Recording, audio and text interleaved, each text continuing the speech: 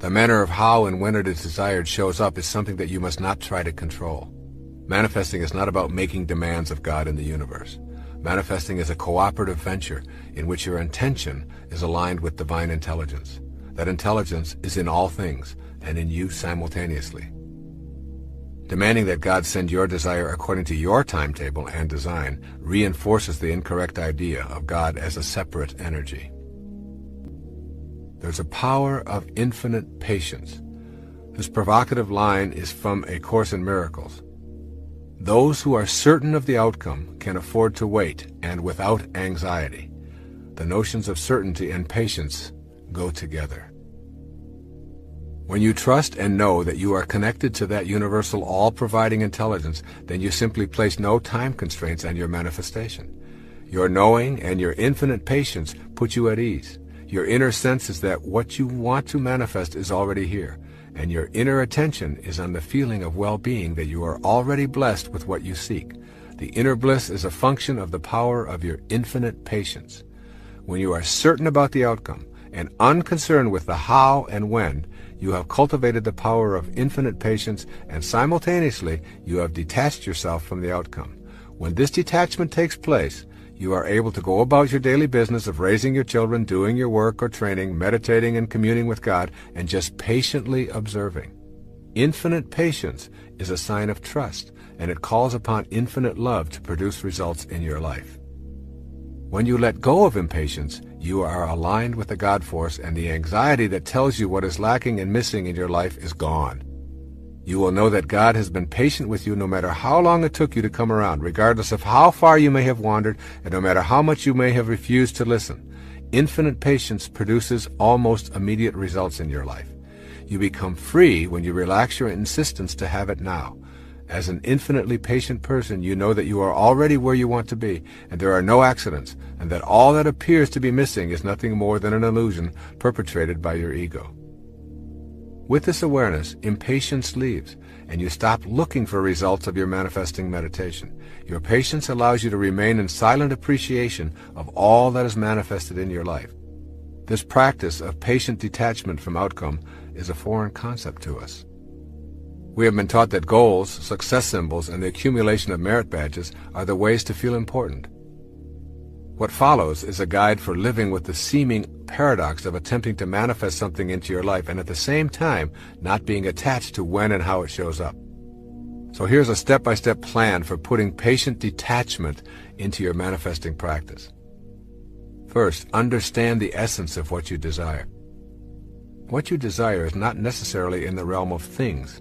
If you want to manifest money, for example, notice if your attention is centered on the dollars or on the experience and feeling of financial security. The experience is the essence of your desire. By putting your attention on inner feelings, you shift from being gratified by externals.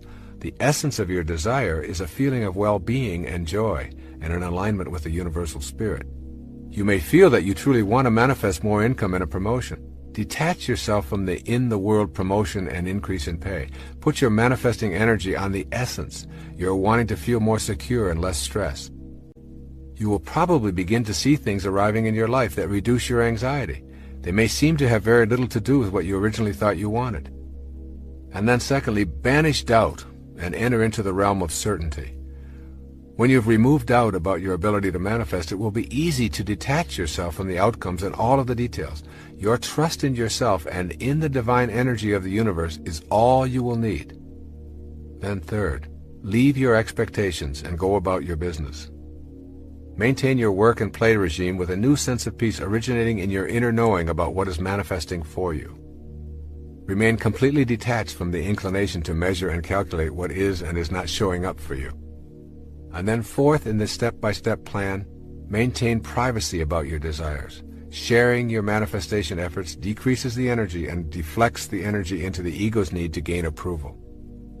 Then fifth, be aware of the cues that your desires are manifesting. Keep in mind that the way things will show up in your life is not necessarily related to what your rational brain expects. Things may begin popping up into your life that were never there before and which may surprise you as you notice them more and more frequently. These synchronistic events and happenings are the result of beginning to live in a heightened state of awareness. Pay close attention to the cues as they surface and gently tell yourself, It's working. I can see the results. And then sixth, act immediately on the cues that arrive by acknowledging them.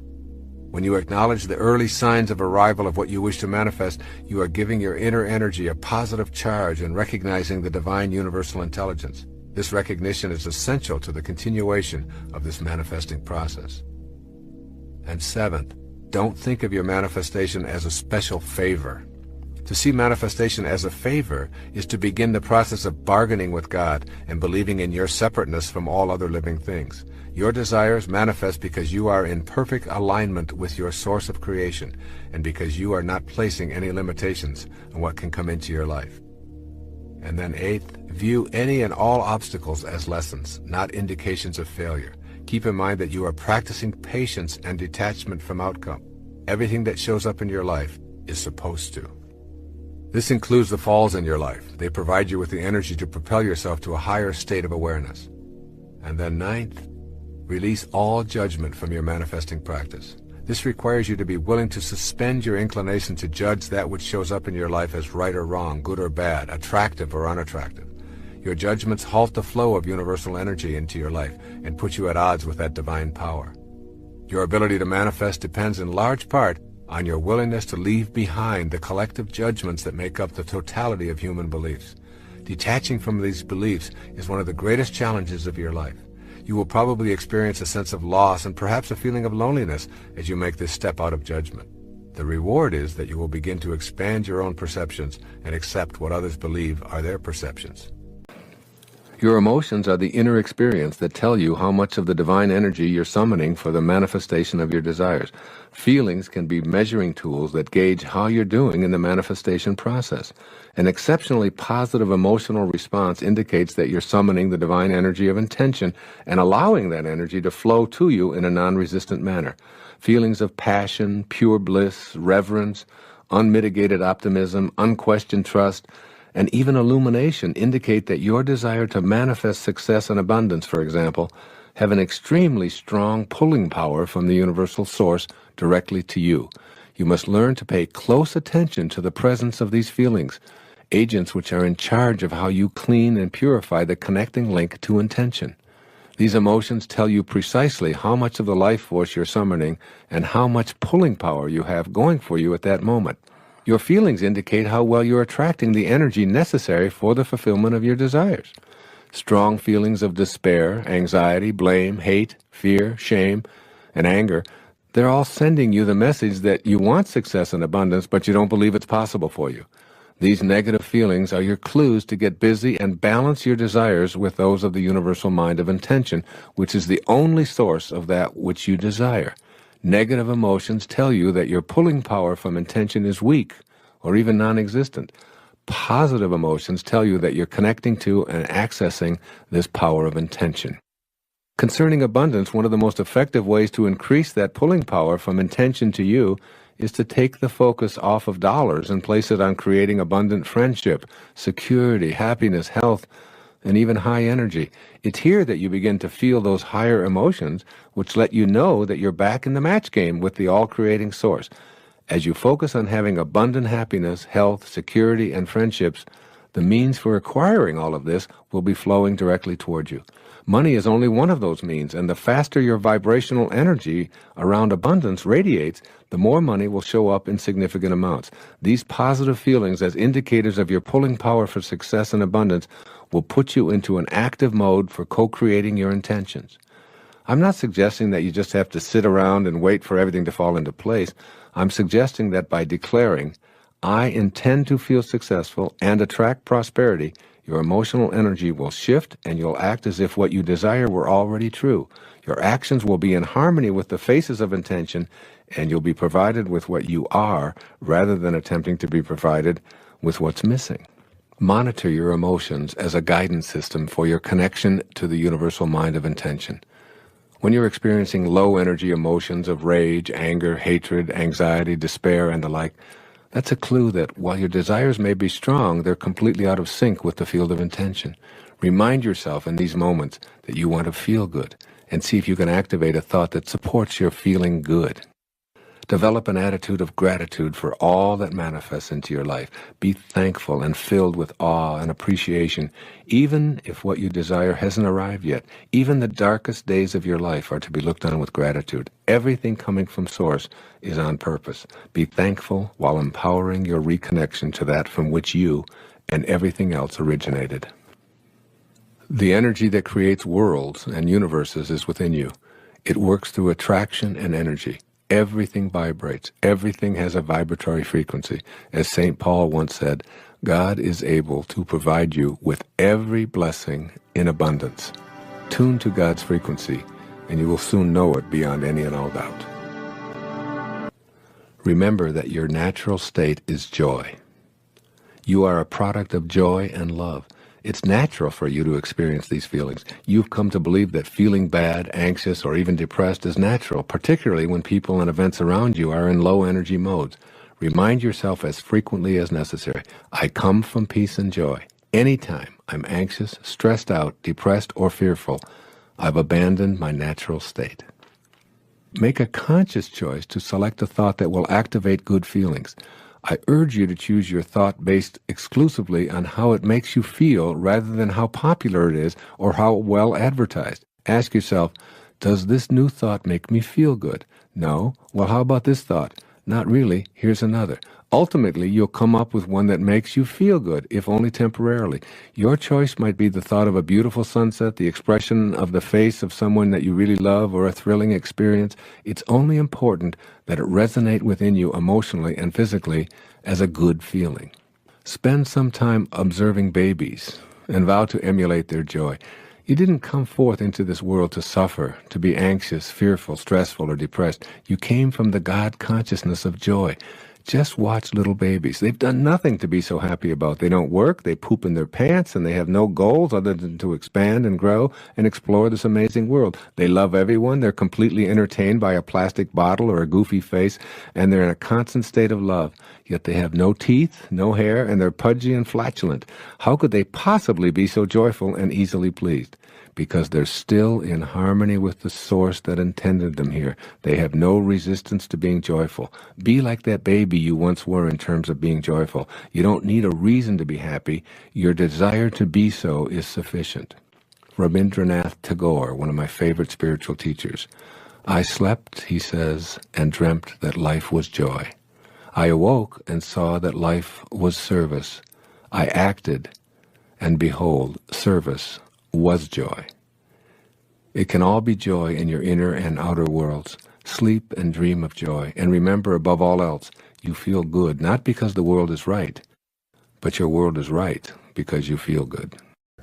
You know, when we're born, a ladder, Rumi said, when you are born, a ladder is placed before you to help you to escape from this world, to teach you that you're in this world, but you're not of this world. You know, and you're always moving toward this place of, and at the top of the ladder is this thing called divine love. And it's always a movement toward that. And many times, the rungs on that ladder are rungs that are tough, are what you call crises, you know. But in fact, they are great teachers. I haven't had alcohol in my body in 25 years. I don't look back on the days that I did drink or do drugs and so on as anything other than just tremendous teachers for me. They were probably one of the most important decisions I ever made in my life, and I was never even an alcoholic. I quit drinking because my teacher in India said, if you want to reach your highest maximum potential, you'll have to live a life of total sobriety because you're destroying brain cells when you put alcohol into your system. And you came here with big dharma. And if you want to fulfill that dharma, you have to keep your brain, you know, where it's always growing instead of where it's always deteriorating. And that was the day I just decided that I wasn't going to do that. I've been through divorce. I've been through being left. I've been through cancer. I've been through a heart attack. These are all, every single one of those, like every advance that you make in your life, is almost always preceded by some kind of a fall, some kind of a, you know, it's like when I always give the example, when I was in high school, I was on the track team. I was the high jumper on the track team. Now, I didn't jump very high because I'm white. You know, and white men don't jump. They even made a movie about it, okay? But anyway, so the way that you get over the bar is you run up to the bar as fast as you can, you get down as low as you can. And in the process of getting down low, you generate the energy to propel yourself over the bar. That's how and the lower you get and the faster you go, the more energy you can generate that way. You propel yourself to a higher place. That's sort of a metaphor for everything in life. If you are in a place of crisis, and you're in a place of where you're low and down and hurt, that's almost always means that you're going to have a spiritual elevation. You're going to move yourself to a higher place. That will give you the energy to propel yourself upward. And I've just always believed that now stay in a place of gratitude for everything that comes along. And instead of, I've always said there are 3 ways to reach enlightenment, okay? One is enlightenment through suffering. So with enlightenment through suffering, what you do is you have a experience. Let's say you did a lot of drinking, or you were carousing, or whatever it may be, you were sickly or whatever. And then or somebody breaks up with you and so on, and then you suffer, and oh my God, how did this happen, and why did I do that, and why did she leave me, and how could that have, and then you go through like 10 years. So that's a 10-year chunk of your life where you're suffering, and ultimately you get to this place where you finally, and almost everyone will tell you, about that crisis. When I look back on it, I realize that it was what allowed me to get to a higher place. So that's one way. The second way is enlightenment through living in the present. That is, when a crisis comes along, and you find yourself upset or hurt or whatever, instead of waiting 10 more years of suffering, what you do is you stop yourself right in this moment and you say, what can I do what do I have to learn here? How can I get down on my knees and be thankful to God for this opportunity which is being presented to me, and so on. So you're taking a hold of it in the present moment, which is what I do now with any crisis that may show up in my life. Is I just say I don't have any more 10-year periods. You only get so many of those, and then it's checkout time.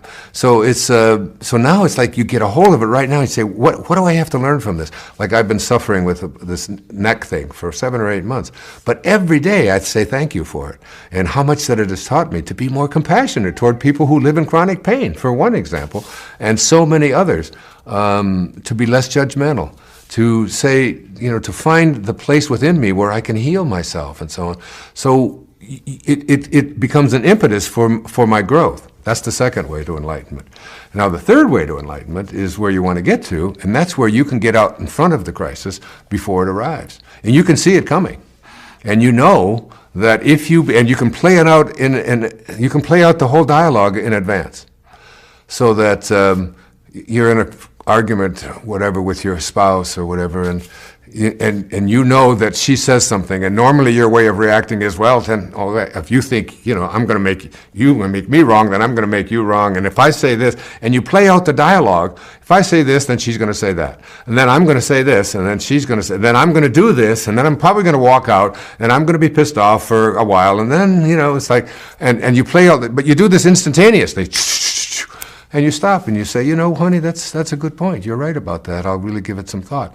And it doesn't matter. You have a choice to be right or to be kind, and you just pick kind. It's just very simple. Nothing changes. She's still wrong. At least in your mind she is, or whatever. But you're free. You're free. And so you've gotten out in front of it. And you can go through life living peacefully and in grace by, instead of suffering and instead of struggling in the present moment to figure out what the problem is, you just start seeing that stuff coming, so that when you're walking down a street and across the street you see someone that might be dangerous, or this might be a situation I don't want to be in, instead of going over there, and even potentially creating some kind of, you just say, well, you know what, I just think I'll just walk around this way, and you've avoided it all. You don't even have to deal with it. You don't have to get your macho ego involved in it. You're just simply getting to a point where you can anticipate this, since there's no time in the universe anyway, then you just let the time thing go, and you just create for yourself exactly the world that you want to be. And as I've said hundreds and thousands of times, it's on my stationery, when you change the way you look at things, the things you look at change. The world is a different world when you look at it from, like this neck thing that I have I look at it totally differently than I would have even 10 years ago. And now it's just grace. It's just grace, and whatever it is I'm to learn from it, I'm getting. Sounds have the power to generate your ability to attract to yourself that which you desire. 3 key words describing the principle are the title of the following section. Listen carefully to these 3 words. Sounds have power. Sounds are a powerful energy. Every sound is a vibration made of waves oscillating at a particular frequency. The frequency range of the human ear is approximately 16 to roughly 40,000 vibrations per second. Sound is the intermediary between abstract ideas and concrete form in the material world. Sounds literally mold the abstract world of thought and spirit into shapes. In ancient ceremonial rites, words, sounds, and shapes combine to achieve certain ends. Each letter in a word signifies a sound and records the expression of a particular sound. Differing sounds were recorded for their own purposes. Sounds have an impact on us in a myriad of ways. The discordant and harassing sounds of machines, thudding, screaming, grating noises, bombard our consciousness and make it difficult to be serene and peaceful. Discordant sounds can cause internal illness or disease. But sound also has healing properties when it is harmonious and soothing. Healing takes place to the accompaniment of soothing harmonies and nature's music interspersed with spiritually nourishing silence. In addition to healing, sound is used in the creation process, which is the central concern of this 7th principle of spiritual manifestation. When we use the sounds of nature that are most consistent with the act of creation, we begin to attract the material form that we desire. Learning how to use sound is a way of harnessing its power for manifesting thought into the world of form. Manifesting is knowing how to make contact with that spiritual vibrational frequency while we are living inside a body in a materialized world. Pay attention to words and sounds because they can attract positive or negative influences into your life. Harmonious sounds are the ones that most contribute to a balanced and creative life. But before going into the actual use of meditation sounds, it is necessary to learn how to prepare yourself to use sounds in your daily meditation. You need to gain access to a method that will take you beyond the mind to a state of consciousness that transcends your thoughts. This higher state of consciousness beyond the mind is called Siddhi awareness. S-I-D-D-H-I. Siddhi awareness.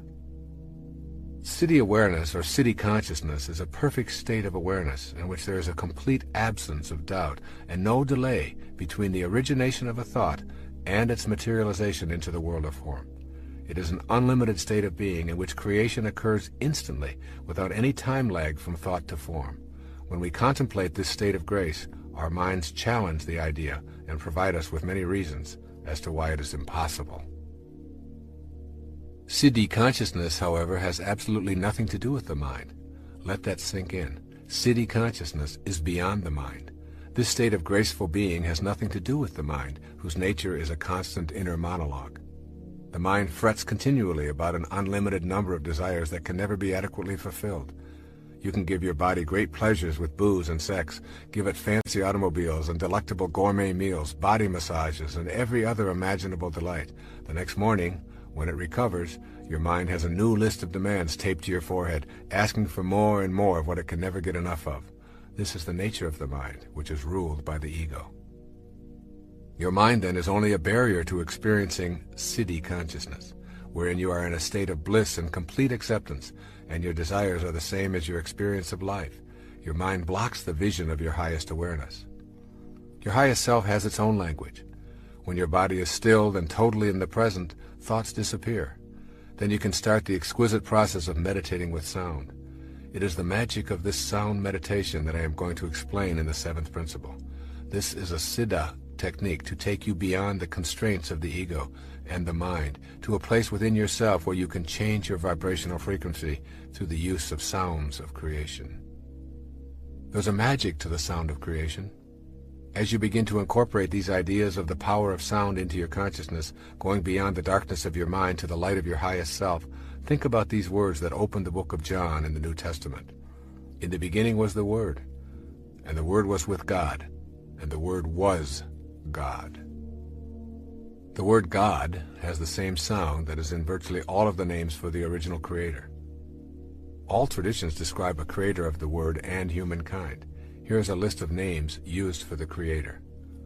Ra, Krishna, Rama, Buddha, Adonai, Brahman, Siddha, Shiva, Jehovah, Kali Durga, Tat, Gayana, Mahanta, Mahavira, Anu, Atva, Nanak, Yahweh, God, Allah. The obvious sound that is in all of these names for the Creator is the sound Ah. Ah expresses a feeling of bliss and joy. The sounds of creation and joy are synonymous.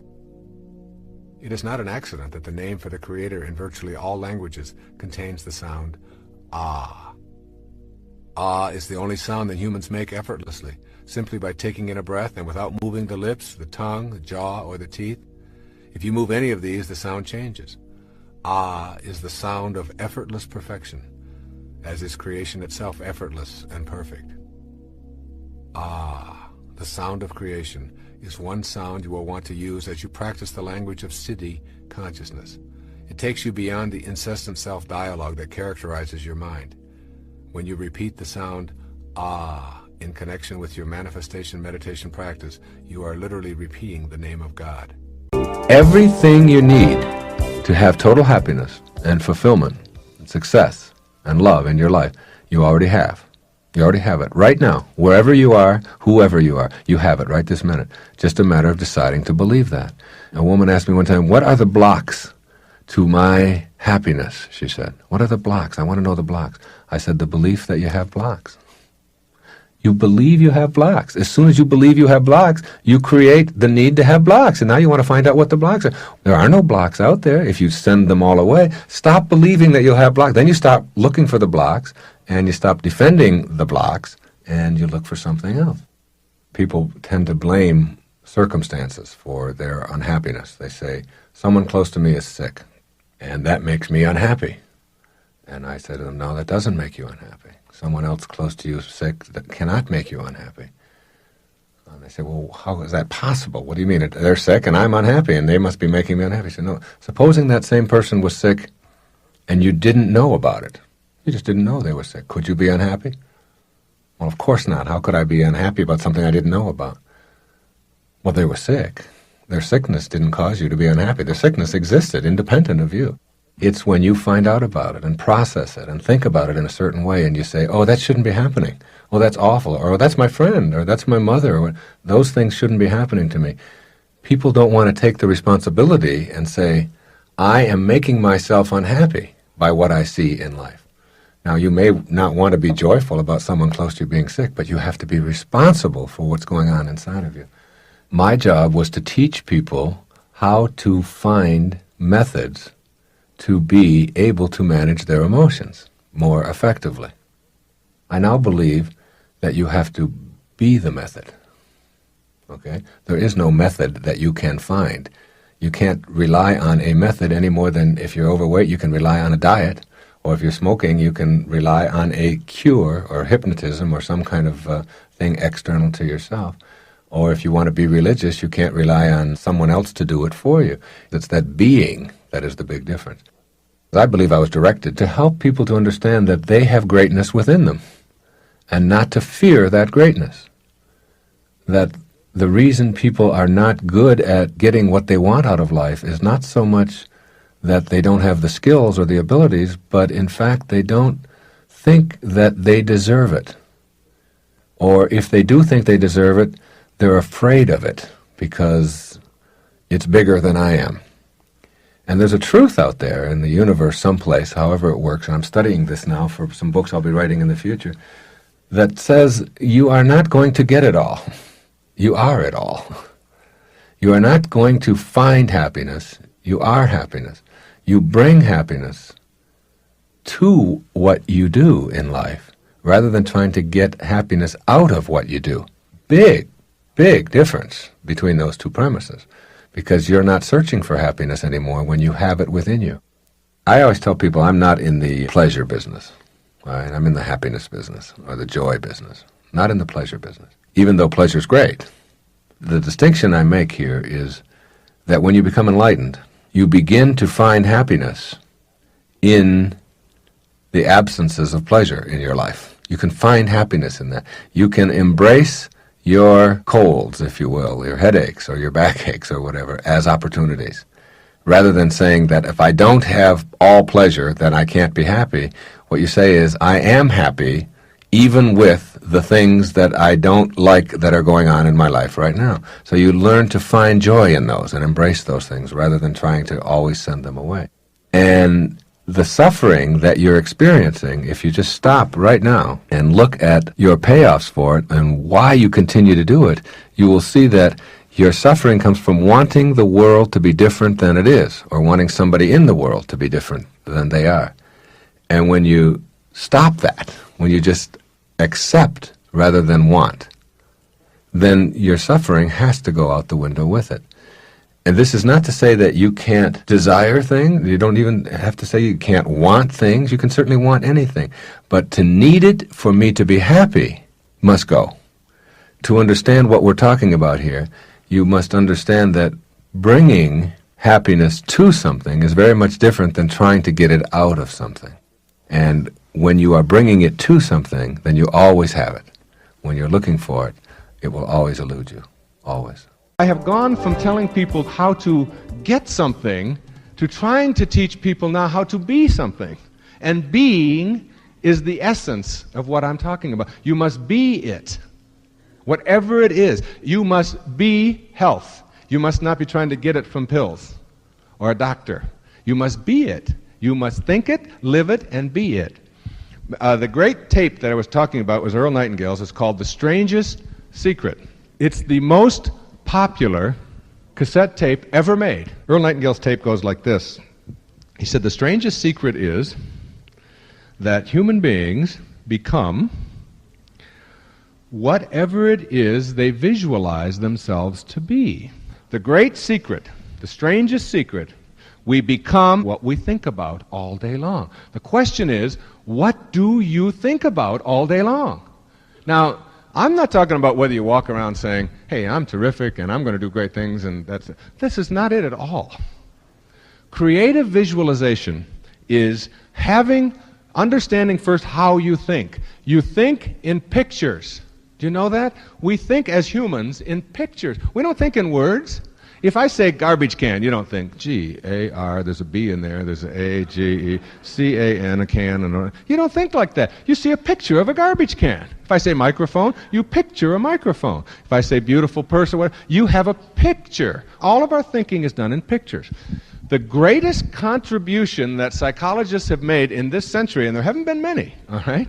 The great contribution is we have discovered that an image gets stored away in you, whatever you is, whoever you are, gets stored away within you exactly the same as an experience, as doing something.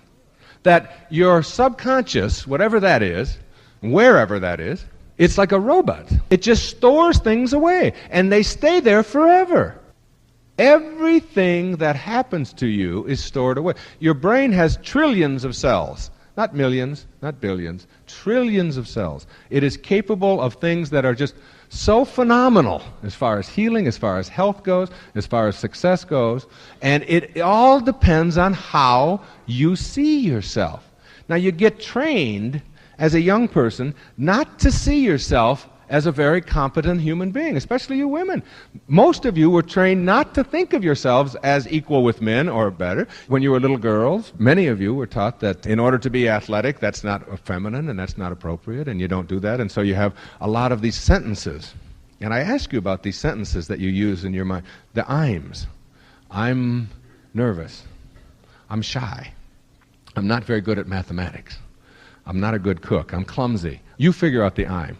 Now, every I'm that you have, a lot of that was encouraged because you weren't encouraged to take risks. And you must take risks if you want to be successful in life. You must take risks. When you're a child, I've heard parents say, don't you go near that water until you know how to swim. And I think, there's something missing in that logic there somewhere. And so you train yourself when you're young because you believe that stuff. Not that it's anybody else's fault. You believe it. You believed it. You didn't have to. Now you got to take responsibility for buying it. And if it doesn't apply anymore, sell it. And if nobody wants to buy it, then just give it away. Get rid of it. All right? And change the images. Now, what kind of images do you have? I'm not standing up here in front of all of you people saying that all you have to do is put a different picture in your head and your life is going to turn around. I am saying, and get this, I am saying that you must start first with the kinds of pictures that you have. And then they will get stored away in you as reality. And when that reality gets stored away in you, you will start acting on that reality rather than on another reality. Now, the reality that many of you operate on is this. It's the cold season. There's a flu going around. 44 states have got it. You have fever and you get coughing and you're going to be tied up for 2 or 3 weeks and you're going to have to go to a doctor and you're going to get it because it's going around. And you expect it, and you warn your children about it, and you tell them, see, I learned from Mrs. Scarf, because she was weird. She was wonderful. She was very influential, but she was weird. And she would say, like, if you leave the window open and you get a draft, you're going to catch a cold. And every time she told a kid that, I noticed that they had a cold the next day, because I always wanted the window open, and about 9 of us sleeping in there. I never got a cold because I didn't believe that. I didn't believe you could get a cold from a draft when we were out playing hockey all day long in 40 degrees below weather. And then suddenly a little breeze is going. If you see it happening, if you believe it, then it's going to happen. You see, with visualization goes expectations. With expectation go the choices that you make. And it starts with the kind of pictures that you have. That's the soul speaking and saying, don't put me in a box. Don't compartmentalize me. Don't tell me what I have to be. Don't do that to me. The theme song of the soul was sung by Roy Rogers and Bing Crosby. Oh, give me land, lots of land, and the starry skies above.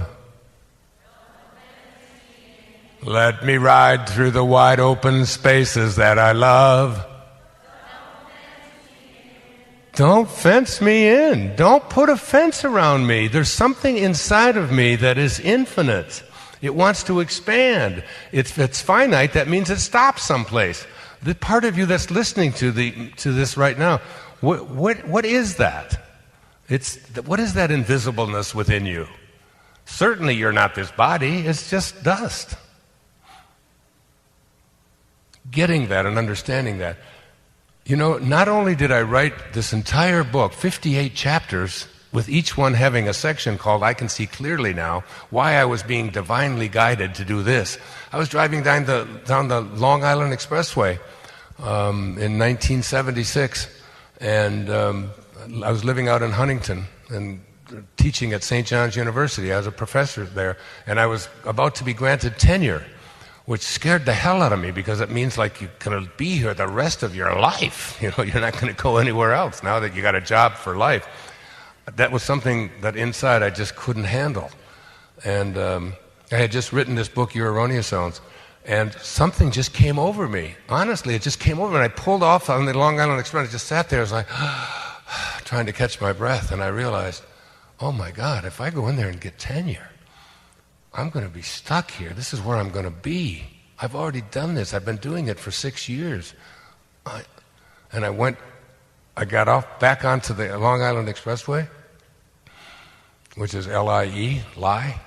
And I didn't want to live that lie. And I went into the dean's office, Sarah Fassenmeyer, and I said, Dr. Fassenmeyer, I'm sorry. I said, but I don't want tenure. This is my last semester. I'm going to take Your Erroneous Zones out across the country and talk about it myself. And it was a moment. It was like, I call them quantum moments, divine guidance. See, these are rungs on the ladder. The rungs on the ladder are things like willingness and so on. And so many of those things have taken place in my life. And they're taking place in your lives all the time. If I were to sit down and interview any of you and just ask you to pull out of, what is it that made you feel good and what did you do about it? Were you meant to be a great artist and didn't pick up the brush? Were you meant to be a great writer and didn't sit down and do it? Are you fulfilling somebody else's idea of what your life ought to be? Because I can remember doing those kind of, taking those, there's like, what are you willing to do? How determined are you to make it happen? How much fear do you have inside of you? Because fear isn't just, oh, I'm afraid to die. Fear is like these little tiny things that we do to ourselves all day long. Like, why do you drive the speed limit? You know, do you drive the speed limit because you're afraid you're going to get a ticket, or do you drive it because it's the safe thing to do and because you love the people on there and you want to be safe? I mean, fear is like all over the place. Are you afraid of failing? Are you afraid of disappointing somebody? Is this not going to look good on me? Am I too fat? It's like fear. And it's like these tiny little things, and endless numbers of these, and they begin to coagulate, and then they become bigger and bigger, and they make us they make us automatons. They don't allow us to fulfill our destiny. And you won't get to a place where you can start to see really clearly now that being fearless is a very important part of it. Not only, ladies and gentlemen, did I write this other book and have it and do a public television special on it, and spent 5 months, morning, noon, and night, and my kids will tell you they couldn't get me away from it. It was just such a calling. It was like I had to do it. Because, this thing that I wrote out this morning, if there is intelligence behind life, and there's every reason to believe that there is, and must be, then all of that intelligence is innate in every creation of that intelligence. How could it not be? If you came from that, it must be within you. And all you've done is taken on an ego, which means you've edged God out, ego, and taken on this ego, which is a false idea that who you are is what you do and what you accomplish and what other people think about you, and your separation from it if you let go of that ego. Not only did I write that book, which isn't even published yet. It's published in Australia, because I was down there and we brought it out a little early in a paperback down there, but it'll be out in a few months. I'm already writing another book. It's so weird, this calling. What I'm saying is you've got to listen and be fearless. And not listen to anybody else's voices. You've got to listen to that still, quiet, passive voice within you that says, this is what makes you feel good. This is what's right. You've got to take the chance. So when I speak of knowings and beliefs, I'm speaking about the difference between having doubt and not having it. And when you have a knowing about something, that knowing becomes so strong that all doubt has been banished. And as it says in the Course, I think probably the most quoted piece in the Course in Miracles says, if you knew, not if you believe, but if you knew who walked beside you at all times on this path that you have chosen, you could never experience fear again. If you knew it, which means it's the difference between knowing about God, which is a belief, and knowing God, which is a knowing, which is a conscious contact and a banishment of doubt. And it is this knowing that you are not alone, that who you are is not that which is stuck over here, but who you are is something much more divine and grand than that. And knowing that, and when you have that knowing, then you can retreat. And as you retreat and let go, you allow yourself to become that manifester. And to understand this universal force, whatever you want to call this universal force, whether it's the divine mind or universal intelligence or the organizing intelligence, but you know that it's in all things. It's not a separate God for you and a separate one for you and a separate one for you. We all know that this universal, which means one, one, this universe, this one song, is in all things and all of us. It is what allows this over here to be. And as you come to know this, you have to understand the implication of that universal intelligence. What does that mean? If it is every place, it means that there is no place that it is not. Right? Which means it does not individualize or particularize into an individual personality. It is just there in all things. If you instantly say that this God force particularizes into an individual, what you're saying is that then there's someplace that it's not. If it's in this, but not here, then it's no longer universal. So it can't do that.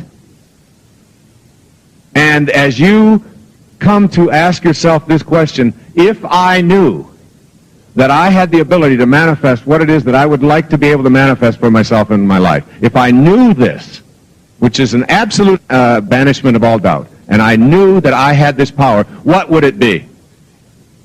Would you rid yourself of an addiction? Would you manifest for yourself a healing, a divine relationship, prosperity, abundance, health, a job, a promotion, a child? Whatever it is that you would instantly think of, ask yourself and then just set it aside. What is it within me that keeps me from doing it? You see, this is really the crux. Everything that you process or perceive to be missing from your life, that you would like to be able to manifest, has within it the same organizing divine intelligence that is in you. So when you learn to manifest, what you are really doing is aligning your intention with divine intelligence. Or another way of saying it is you are manifesting another aspect of yourself. Of yourself. That divine force that is everywhere is in all things, including that which is missing from your life. I remember when my wife and I went into a remote village in Bali, and as we were going into the village, nobody was wearing any clothes. The women were balancing pots on their heads. It was very, very non-Western place, way out in a remote area of Bali in Indonesia. And at the entrance to the gate of the village, there was an old man, and he was lying there, and he was looking up at the sky, and he was chanting and making some noises. And I said to the person, there was only one person in the whole village who spoke English, who had arranged for my wife and I to visit this place. And I said to him, "Who is that? What is he doing?" He said, "Oh, he's a cloud mover and a cloud maker. He makes the clouds." I said, "What?" He said, "Yeah, he's a cloud maker." I said, "Well, what would you want a cloud maker for?" He said, "Well, when there's periods of drought, his assignment, his job, what he does is he brings clouds and he brings precipitation and he will end the drought." And of course, my reaction, now that was maybe 15 years ago, my reaction, and I have been known as being pretty weird. At that moment, at that time in my life, even though I wanted to embrace that awareness or that notion that someone had the power to be able to alter natural forces, I still had an enormous amount of conditioned doubt that that's something that we have the capacity to do. It was only when I began to move into a much more spiritual realm in my life when I began to realize that the same energy that moves a thought across my mind moves a cloud across the sky. There's only one. And the same energy that opens a flower in the morning beats my heart every day. And the same energy that moves the planets throughout the galaxies also allows a tiny little seed to become a human being. There's only one energy. And if there's only one energy in the world, one universal force, and it's in everything and it's everywhere, there's no place that it is not, then it's not outside the realm of even logic to assume that if it's in me and it's in the clouds, that if I could somehow banish the idea that I had the capacity to be able to use that same energy that's in the clouds, that's in me, to be able to bring about precipitation, if I had that capacity. And it's about banishing doubt. The 100th Monkey is a philosophy based upon the writing of a man named Rupert Sheldrake. Rupert Sheldrake lives in England, and he has written a book, which I have been studying, called A New Science of Life. And it was voted by the American Academy of Physics as the book most likely to be burned by their academy. All right? Because it is so blasphemous and absurd and silly, the notions inside of it.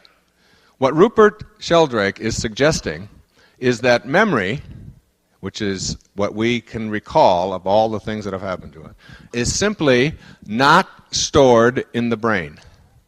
It's just not stored in the brain. All kinds of physical evidence to, like where they do experiments with cutting out pieces of the brain, a lot of ways of scientific evidence of establishing this belief. Just let it in. Don't endorse it, just let it in. Don't bite off my finger. Just look to where it's pointing for a few minutes, okay? The notion is that if memory, of course, is not stored in our brain, then where is it? Right? The philosophy is very simple, that all members of a species are connected together through what they call morphogenetic fields, just very much like magnets. And these fields surround all human beings. The 100th monkey is the number, the 100th monkey. Off the coast of Japan, there's an island.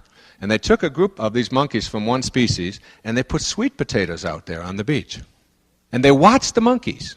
And the monkeys began to wash the sweet potatoes in a certain way that was peculiar to this species. And they began to eat them in a way that was peculiar to this species.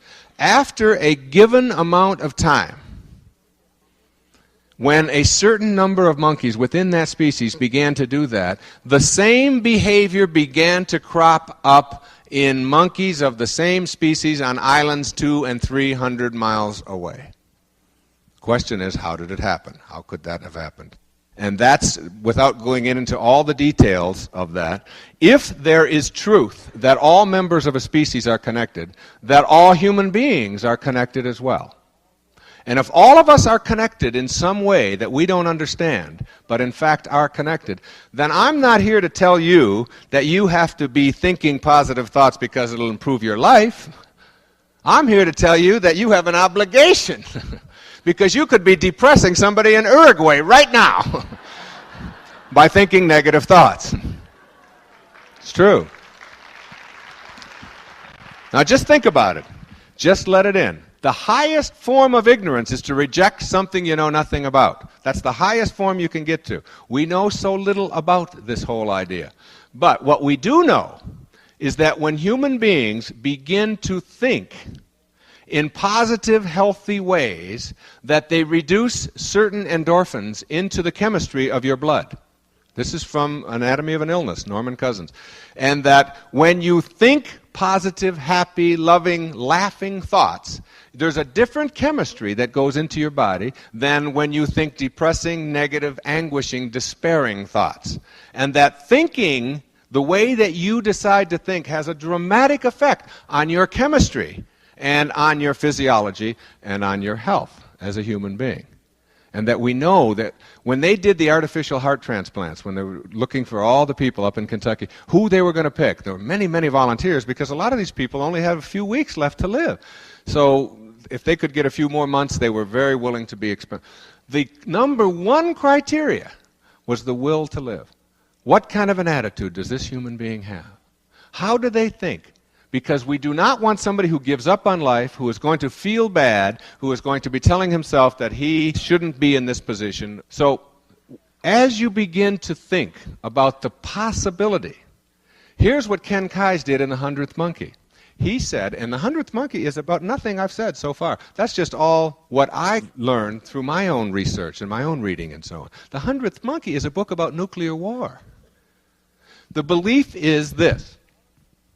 If enough people on our planet think there's going to be a nuclear holocaust and believe that it's going to happen, we are going to create it by the way that we think. When a critical mass, and that's the theory, the 100th monkey, when you get to a certain number of people thinking anything, then it begins to spread to the rest of us all over our planet, and we begin to act upon those collective thoughts. The thinking is, who knows, I'm open to it, that we are not only connected to everybody who's alive, but everybody who ever has been, and everybody who ever will be.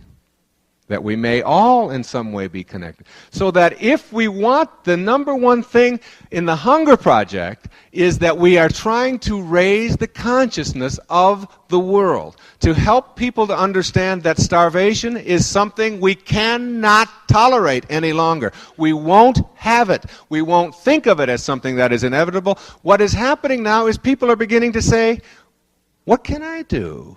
How can I change that? The same thing is true with nuclear war. If you want to think about raising your children, my friends, what more important parental task do you have than to make sure that our world is a place that's going to be inhabitable for our children and our grandchildren?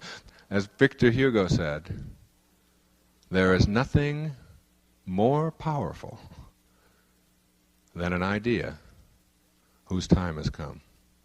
And we can make any idea have its time come by collectively thinking in these ways. And imagine that we're all connected like this. Imagine.